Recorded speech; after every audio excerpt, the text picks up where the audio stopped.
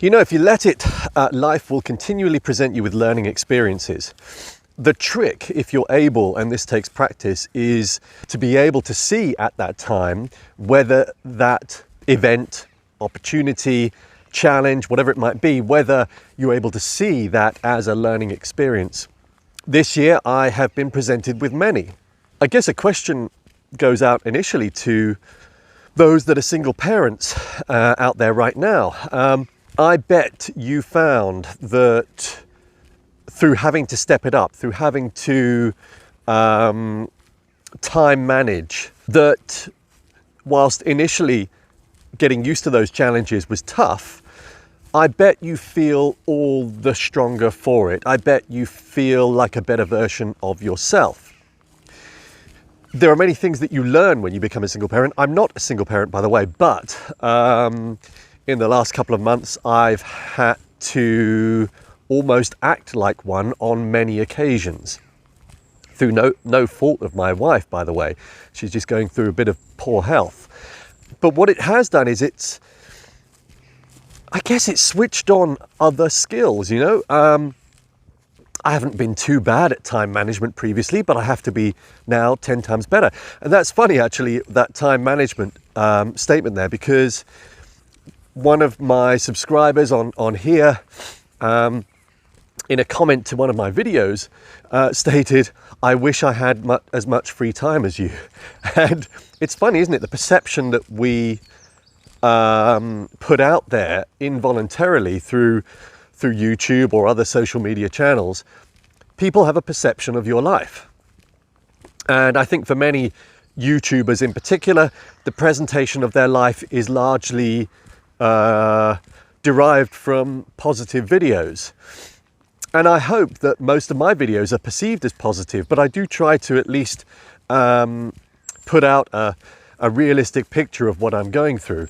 Because if I do that and am able to show some of life's lessons, the stuff that I've learned, then I think my channel becomes all the more valuable, especially to other parents out there or other adults. And I focus on those two just, of course, because I am one. I'm 45, almost 46. I am a parent. Some might question whether I'm an adult. But I think many of the lessons that I seem to continually learn these days, I know could be useful to others out there. And so, you know, that comment about the assumption that I have so much free time was interesting because, of course, I know that I'm just all the better at time managing now. I suppose because of where I film my videos as well, it is beautiful countryside. I mean, you know, you've only got to look around this spot here. It is lovely. And I've got lots of opportunities to do this in terms of lots of locations in which to film. So I appreciate, I'm very fortunate because of that. But at the same time, believe me, I do not have lots of free time. I just manage it effectively. For me, this creation of Evolution of Dave is now a major part of my life. You know, it helps me in a kind of a therapy way, just talking to you, spilling out my thoughts. It gives me a feeling of gratitude in the morning. It gives me a really positive feeling when I get comments from others whom have said that video really helped me. So I know that even just on a psychological level, it is good that I do this. So therefore I'm going to continue doing it and building it into my life and making it a part of my routine. But of course, that's only one facet. There's the fact that Evolution of Dave, in part, will become more like a business. You know, I'm writing an ebook. Also, I say that somewhat amusingly now because this writing of the ebook did start last year. And I must admit, for the last 4 months, I have not done anything on it. So I will finish that. And I think it will be helpful to those others out there because it's a compilation of everything that I've learned since starting my YouTube journey. Everything in terms of how to keep a positive mindset, how to improve my physical health, the lessons that I've learned through the tribe of evolutionaries on Facebook, the thing that I created there for others that want to do the same. And I'm constantly learning from that group because there are so many there with lots of wisdom, lots of backgrounds in martial arts or shaman-like knowledge.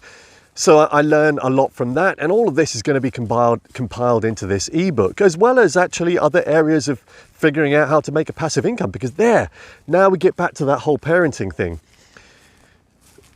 Part of my focus has absolutely, over the last couple of years, been to try and figure out how I can create more time. Now, presently, I don't have a huge amount of free time because, especially right now, I am doing vastly more than I'm used to or was doing, both in business as well as at home as a parent.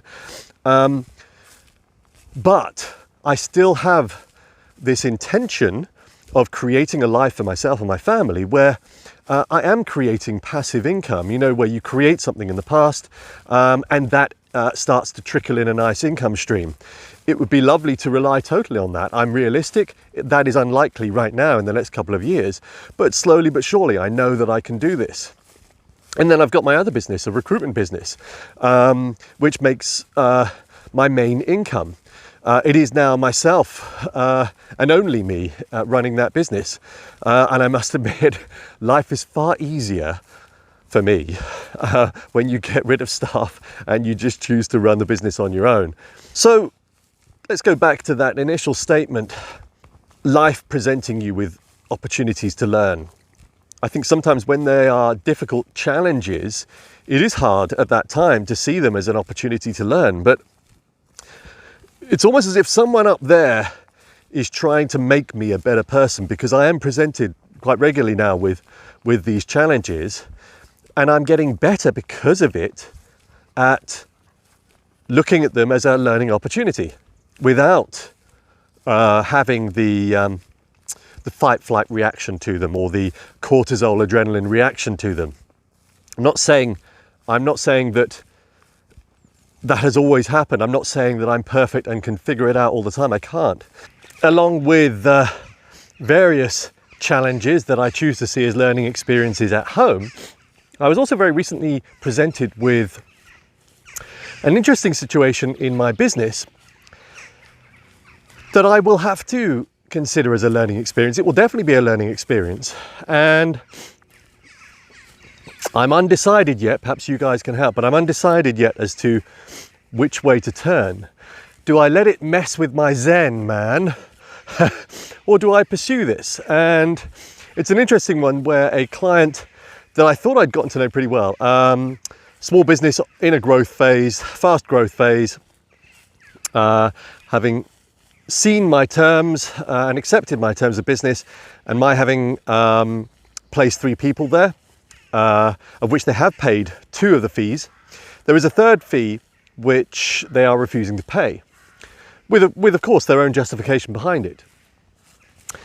And the justification, I'm afraid, doesn't marry with my terms of business.